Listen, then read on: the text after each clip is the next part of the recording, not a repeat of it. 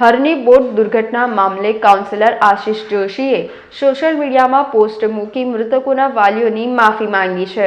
હરની boat દુર્ઘટનામાં 14 જેટલા નિર્દોષોના જીવ ગયા છે. પીપીપી ધોરણે પોતાની વાસ્તવિકતા છતી કરી છે. કાઉન્સિલર આશિષ જોશી, જેઓ વોર્ડ નંબર 15 ભાજપના કાઉન્સિલર છે, તેઓ દ્વારા સોશિયલ મીડિયા પર હરની બોટ દુર્ઘટના મામલે પોસ્ટ કરી મૃતકોના વાલીઓની માફી માંગી છે. સ્માર્ટ સિટીના કહેવાતા શાસકો તમામ માટે એક સારી બોટ વસાવી ન શક્યા તેની દિલગીરી વ્યક્ત કરી છે. સાથે જ જ્યાં સુધી બાળકોને ન્યાય નહીં મળે ત્યાં સુધી ભગવાન શ્રીરામના દર્શન નહીં કરવાની ટેક લીધી છે.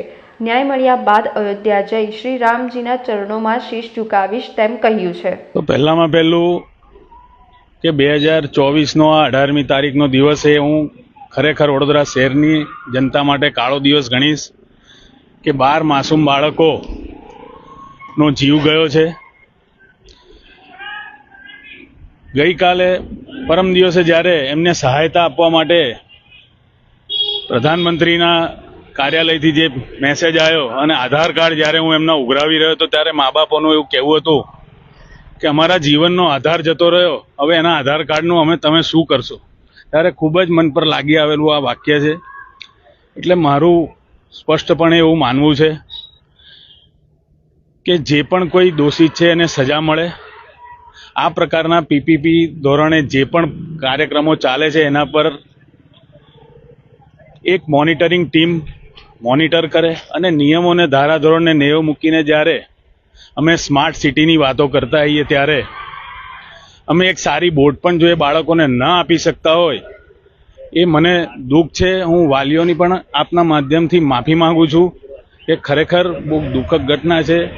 12 બાળકો અને 2 શિક્ષકોએ જીવ ગુમાવ્યા છતાં પણ કોઈ કોર્પોરેશનના અધિકારીની જવાબદારી જ્યારે નિયુક્તિ ન થતી હોય એ ખૂબ દુઃખ બાબત છે. અને જે પણ અત્યારે એફઆઈઆરમાં નામ નોંધાયા છે અને જે પણ ષડયંત્રની પાછળ છે એ બધાને જ કોર્ટમાંથી સજા થયા પછી જ આ મૃતકોને અને એના પરિવારને સાચો ન્યાય મળશે.